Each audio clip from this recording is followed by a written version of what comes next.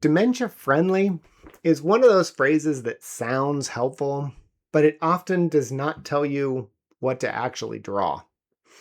A layout is not dementia-friendly because it has warm colors, soft furniture, or a few signs on the wall.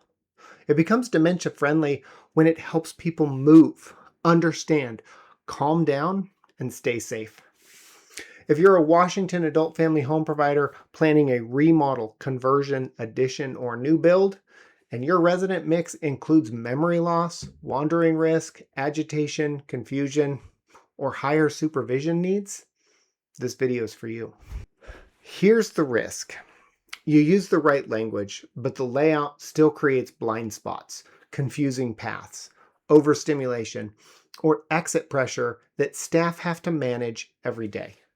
Today, I'll show you how to turn dementia-friendly into a practical layout control. We'll focus on three things: the sightlines, the wandering paths, and the calm control. Then we'll use a one-page tool called the SWC7 layout map to decide what your design team must protect.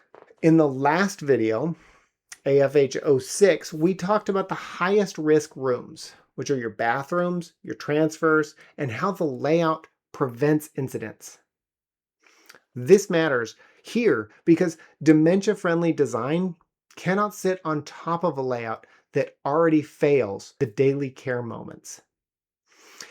If bathrooms are confusing, if the night route is risky, or if staff can't respond quickly, then the rest of the layout strategy is weak. First, protect the physical risk moments. Then, design the broader home to support orientation, movement, calm, and response. So, here's the plain language model. For residents with memory care loss or cognitive decline, the layout has to do three jobs. The job one is to help the staff see what matters.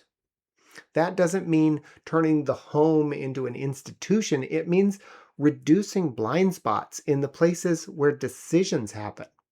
We've got common areas, exits, corridors, bathrooms, and the transitions between spaces. Job number two is to help residents move without getting trapped or pulled towards unsafe choices.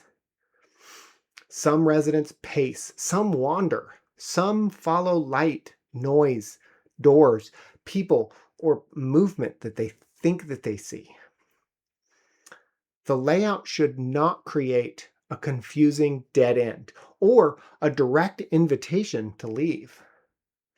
And job three is to help stress go down. That means the home needs places where noise, glare, traffic, and stimulation decrease. Calm is not a mood. In design, calm is a condition that you can create. So when we say dementia friendly, we're really asking, can the staff see? Can the residents move safely? And can stress go down? That is the framework. But let's be careful here. This video is not saying every resident with dementia needs the same layout. It's also not saying architecture replaces staffing, training, care planning, or licensing requirements. The point is narrower and more practical. A good layout can reduce the number of problems that staff have to solve through constant intervention. A poor layout creates problems that staff must solve repeatedly. That's the difference. Predictability comes from designing the environment so fewer risks repeat every day. Okay, so this is the tool for today. It's the Sightline Wandering Calm Control Map, or the SWC7. And it has 4 parts. First, you write the resident and the operations assumptions. Second, you run 7 pass or fail layout checks. Third, you mark the risk zones on a plan. And fourth, you write the non-negotiables your design and construction team must protect. This tool is not a clinical tool. It's a planning tool. It helps you turn your vague goals into layout decisions. Start with the assumptions. Ask what is true enough that the layout should support it. Does the resident mix include wandering or pacing? Does the resident mix include overstimulation or agitation? Do residents need frequent redirection? Does the night route create risk?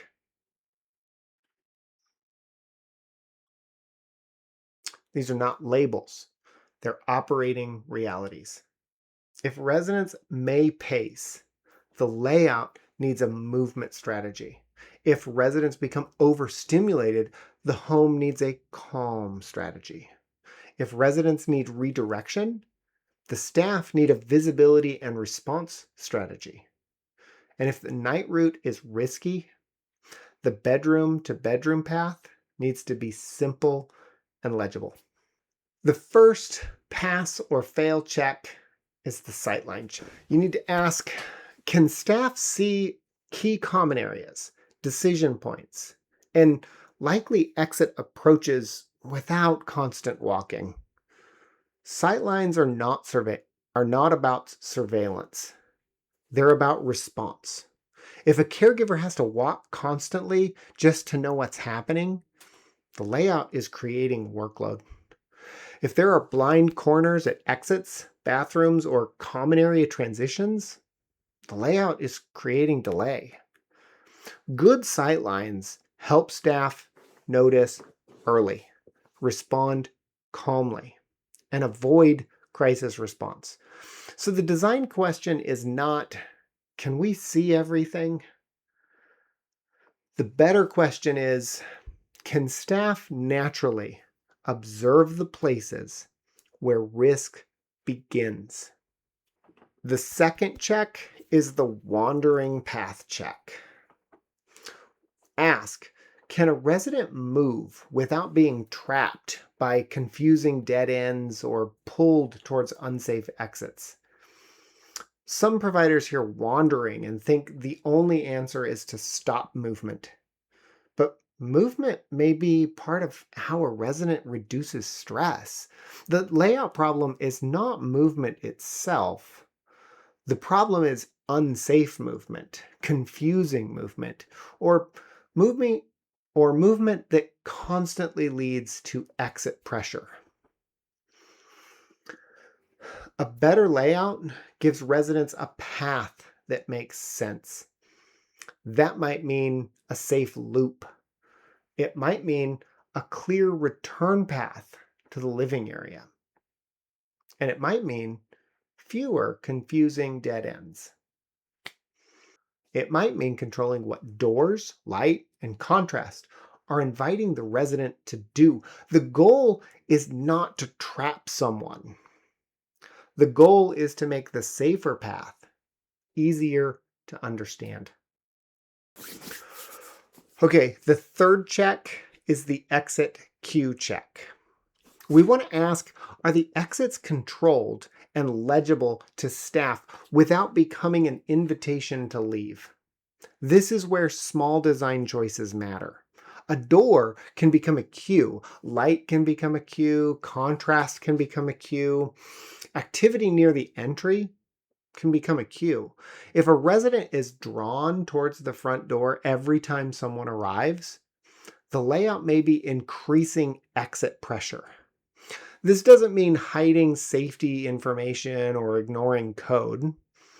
It means designing the entry and exit experience carefully so staff can respond and residents are not constantly being pulled towards unsafe choices. The fourth check is the calm zone check. Ask, is there a place where noise, glare, traffic, and stimulation go down? A calm zone is not just an extra sitting area.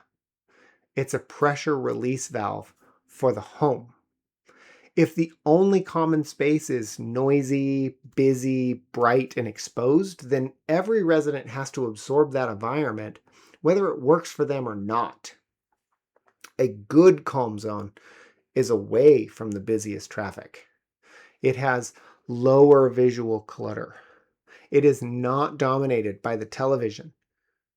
It is not next to the loudest service area, and it gives staff a place to redirect a resident before the stress escalates. Now, the fifth check is the night route check. Ask, is the bed to bed route short, lit, and easy to understand at night? Night is when confusion and fall risk increase. If the route from the bedroom to the bathroom is dark, long, indirect, or full of confusing turns, the layout creates risk. Now, this connects directly to our previous video. Bathrooms are not just bathroom decisions. The route to the bathroom is part of the safety system. The sixth check is the threshold check. We want to ask, do the transitions between rooms support orientation rather than confusion? A threshold is a transition point. Bedroom to hall, hall to common area to dining, inside to outside, and public to private. Resident area to staff only area or service area. If all transitions feel the same, residents may have a harder time understanding where they are and what that space is for. The goal is simple. Make important space easier to recognize without creating clutter. Now, the seventh check is the staff response check. For this one, we really need to ask, if a resident becomes anxious, wanders, or approaches as an exit, can the staff respond calmly and quickly? This is where everything comes together, because Sightlines help staff notice early, wandering paths reduce unsafe movement, calm zones give staff a place to redirect, exit cues help reduce constant door pressure. But if the staff response is blocked, too long, or hidden behind bad circulation, the plan still fails. A dementia-friendly layout is not just about the resident path. It's also about the caregiver response path. Now, use the SWC7 tool to mark the risk zones on a plan. Use simple letters. S for staff sightline point, W for wandering or pacing path, C for the calm zone, E for exit pressure points, and N for the night route. You don't need a perfect drawing to do this.